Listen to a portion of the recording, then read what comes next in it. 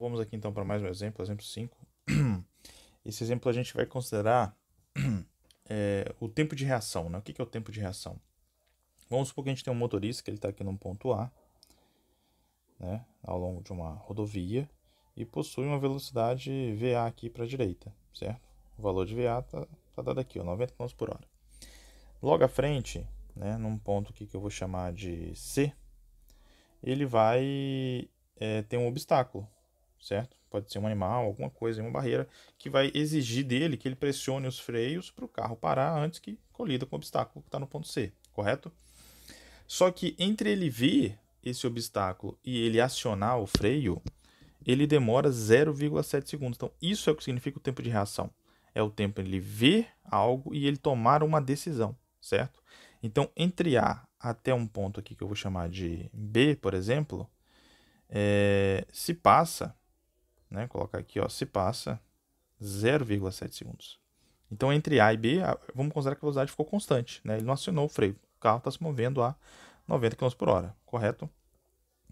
E aí, o que eu quero saber? Eu quero saber justamente qual que é essa distância aqui, ó, mínima, que ele tem que estar desse obstáculo C para ele não colidir, correto? Esse tipo de problema, ele mostra a importância, por exemplo, por que no Código de Trânsito diz que a gente tem que o carro, né, o motorista que está, né, dirigindo o veículo, ele tem que ter uma distância mínima do veículo que está na frente, né? É justamente para levar em consideração que não é instantâneo o processo de você ver que o carro da frente, por exemplo, parou e aí você ter que apertar o freio para você não ter que colidir com ele, tá? Então, essa distância mínima é uma distância de segurança para levar em consideração essa questão do tempo de reação. Esse valor de 0,7 é óbvio que ele não é para todo mundo, né? Cada um tem um tempo de reação diferente, então aquele é um valor de referência só para a gente poder resolver esse problema, correto?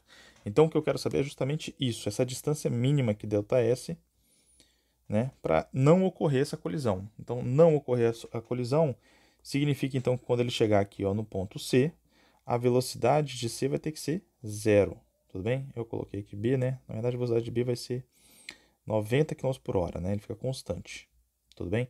Então, no percurso de A até B, neste percurso aqui, ó, o movimento dele é do tipo MRU, velocidade constante. E no percurso, né, de B, deixa eu colocar aqui, ó, esse é o percurso MRU. No percurso de B até C, o movimento vai ser do tipo MRUV, né, ou seja, aceleração constante, né? Tudo bem? Então vamos lá, vamos descobrir esse ΔS. Para descobrir esse ΔS, a gente vai ter que separar ele num ΔS que vai, deixa eu colocar aqui mais embaixo, num ΔS, né, que vai de A até B. Então aqui é um ΔS que vai de A até B. E depois um ΔS que vai de B até C. Tudo bem? Então é assim que a gente vai resolver nosso problema. Então vamos lá. De A até B, a gente já está falando aqui que o movimento ele é do tipo retilíneo uniforme. Então de A até B com a velocidade constante, eu preciso só simplesmente colocar aqui, ó. Então o percurso B eu vou colocar assim. ΔS AB é simplesmente o produto da velocidade vezes o intervalo de tempo. Como a velocidade média é igual à velocidade instantânea, né, porque a velocidade é constante, eu posso aplicar essa expressão aqui que vem, né, da definição de velocidade média, ok? Então o deslocamento ali nesse intervalo de A até B é simplesmente o produto da velocidade, que é constante, mais uma vez, né, vezes o tempo, certo?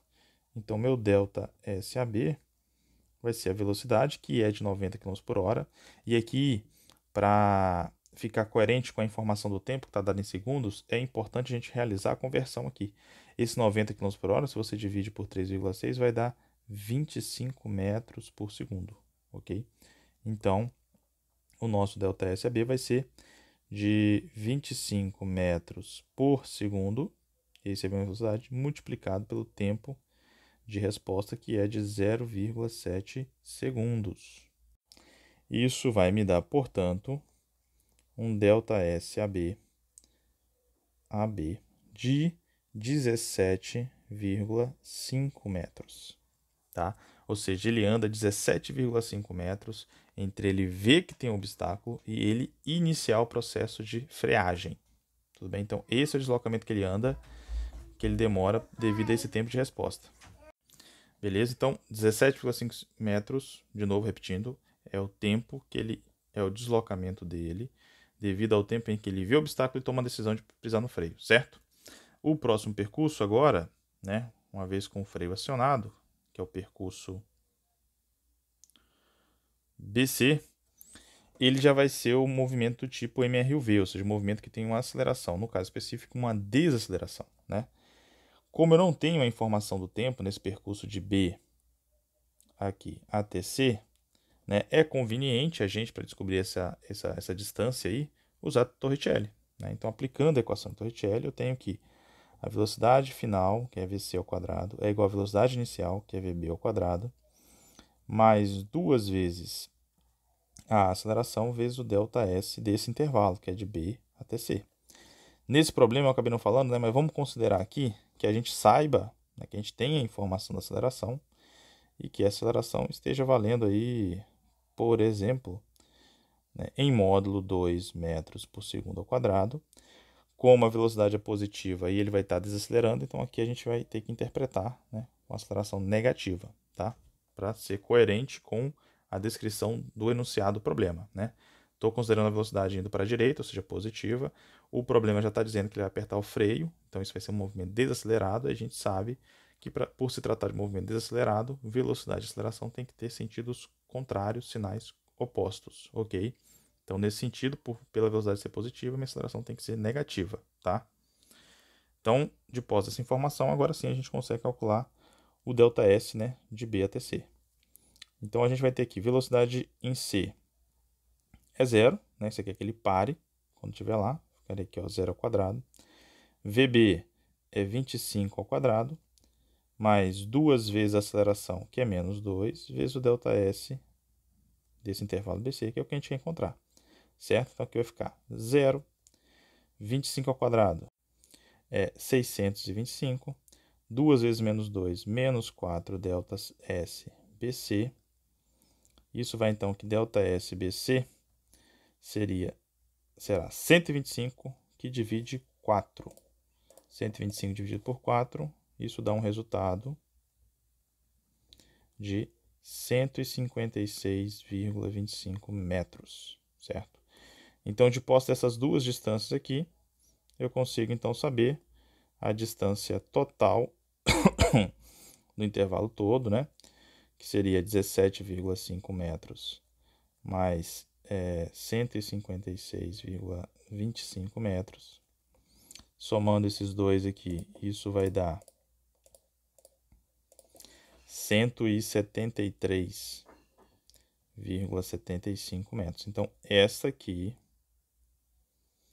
é a distância que ele deve estar do obstáculo para, de acordo com os dados aqui, né, ele não colidir, certo?